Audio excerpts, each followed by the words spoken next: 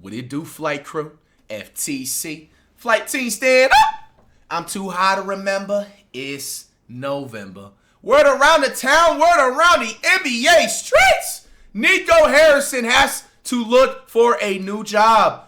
Luka Doncic finally got his revenge by Pro-Am Hoops. Now, if you ain't been sleeping under a rock, I did see, which was fucked up. Actually, let me show y'all this post. This is how you know they was done with somebody, bro. I seen, it was some post somebody made. I think it was Bleach Report. Nico Harrison. Bro, they literally said they were scheduling out to fire him instead of just saying they were going to fire him, bro. Where is that post? Look, oh, no. Look at this. Look at this. This is a Charizard dude that posted about this. Bro, how hated do you have to be put on an actual schedule to get fired? The Mavericks and owner Patrick Dumont expected to fire general manager Nico Harrison at 10 a.m. Central Time. Bro woke up, got his morning coffee. What does he look like he eats? Got a little bald spot on the side right here. I'm going to say you definitely seem like a Starbucks type of nigga. Maybe Dunkin' Donuts. Had his coffee, you know what I'm saying, with some donuts. Woke up bright and early this morning to see how we can mess up the Mavericks organization more, and was put to an end. Nico Harrison, it is over with. Let's see the inside scoop about everything. Last night, a Mavs fan wearing a Luka Lakers jersey sat next to new owner Patrick Dumont. The kid said he had flipped off Dumont months earlier after trading his favorite player, so he wanted to apologize. Then the 18-year-old told reporters what Dumont said to him.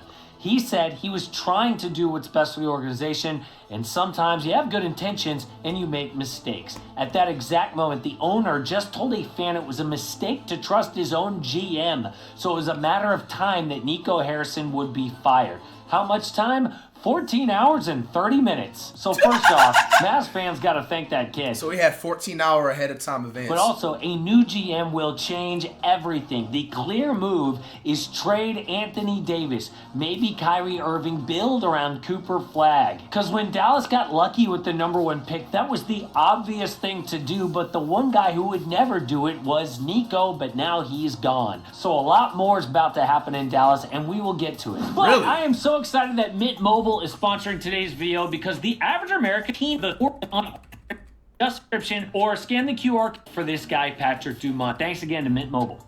But you do have to feel for this guy, Patrick Dumont. He is not a basketball person, but his mother-in-law, Miriam Adelson, buys the team from Mark Cuban, puts him in charge. He did the right thing, technically. Doesn't know anything about basketball, so he trusts his basketball people. When Nico said, hey, we're trading Luka, it sounded crazy, but what does Dumont know about basketball? He once said Shaq was an example of good work ethic. He once called the finals the championship games, like it's the Olympics or something. And a good owner does this. They trust their GM. The worst owners meddle in basketball decisions like Vivek Ranadive on the Kings, James Dolan on the Knicks. And to be fair, Nico had made good trades for guys like PJ Washington and Daniel Gafford to surround Luka, and they made the finals. But then to drop Anthony Davis into a team built for Luka was a disaster. AD was the worst possible fit. Never mind the fact that he's 6 years older and injury prone. So trust ended up being a huge mistake and it backfired. Dumont immediately became the most hated owner in sports. There is a clip where he's walking to his seat for the first time after the trade. Crowd boos him like crazy. And you can see him ask his people, is that for me?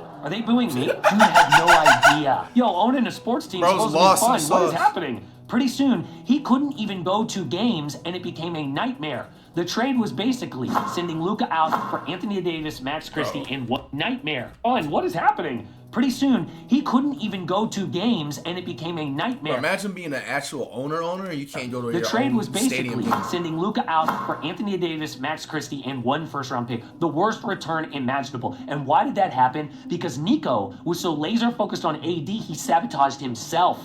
A report says that Nico spoke with Lakers GM Rob Pelinka for weeks, told him to keep it quiet. So when Pelinka asked to talk to Luka, Nico said no. So without the ability to gauge Luka's appetite to remain in LA long-term, the Lakers expected expressed, well, they can't go all in for him, and the Mavericks agreed. The Lakers then preserved their other first-round pick and Austin Reeves, so Nico fleeced himself for no reason. Normally, the team acquiring the player doesn't want to leak to prevent a bidding war, but in this case, the team trading the superstar didn't want a bidding war. That is so insane, it's hard to comprehend. I mean, if you have to trade a 25-year-old superstar in his prime, at least you maximize the return, unless you're Nico Harrison. And by the way, of course they didn't have to trade Luka Doncic. He just took them to a finals a few months before. But people ask, oh, but didn't the trade make him focused? How do you know if Luka was still in Dallas, he wouldn't still be fat and out of shape?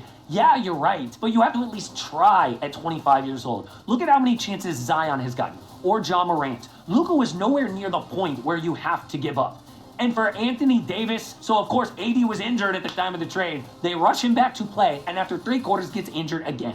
Meanwhile, Luka, still fat mind you, leads the Lakers to a 3 seed in the stacked Western Conference. Then this offseason, dude goes on every magazine looking skinny, telling everybody, watch out for revenge. Then right on cue, Luka's out here dropping 37 a night while AD's injured again. So I would feel bad that Nico's vision never actually got a chance to play out. But we could see this coming. AD's nickname is Street Clothes. This was part of the vision. But in between all this, something unimaginable happens. Like if you put this in a movie script, they tell you, nah, take that out, that would never happen. With a 1.8% chance, they win the lottery for a generational Cooper Flagg. And I know people think that the NBA set that up, conspiracy. But that is something out of a movie. And after getting a gift from the basketball gods, 1.8% chance, Nico's got the gall to look into the camera and tell his own fans, hey, now you're starting to see the vision. What the that guy. It's like telling people they're wrong to be upset when we all know you just got lucky. You're not good. And now fans can't even appreciate Cooper's development. All they see is their superstar dominating in purple and gold. It's not fair to Cooper or Mav fans. So cracks began to show in Dumont's trust.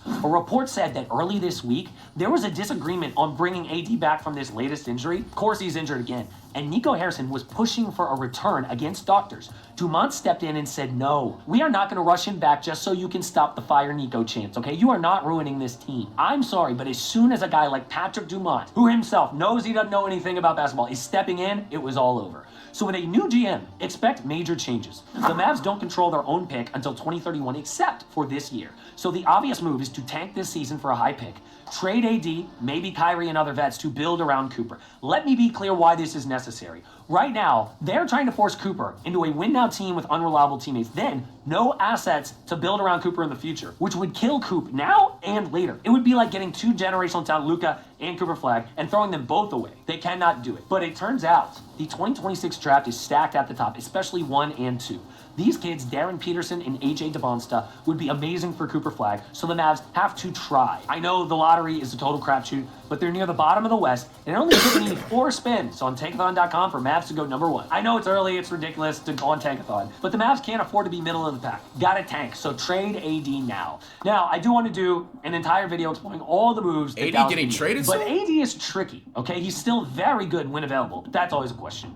They will not get a superstar package unless AD gets healthy, then plays like a superstar to up his value. But that wouldn't be good because that would win the Mavs a bunch of games which they don't want. So accept a low value and move on. But what landing spots are realistic? Well, I think high on the list is Chicago. AD is a Chi-Town native. He has flirted with them for years. They look good, and they want to be even better. Plus, they have Kobe White to swap. Kobe would be a nice guard to pair with Cooper Flagg. Another spot is Miami. They are always star. Yeah, I was literally saying you need to go to a team like a Heat, too. Which works well with Bam Adebayo. And like I said, a lot of time to go into the future. But right now, Dallas got what they deserved.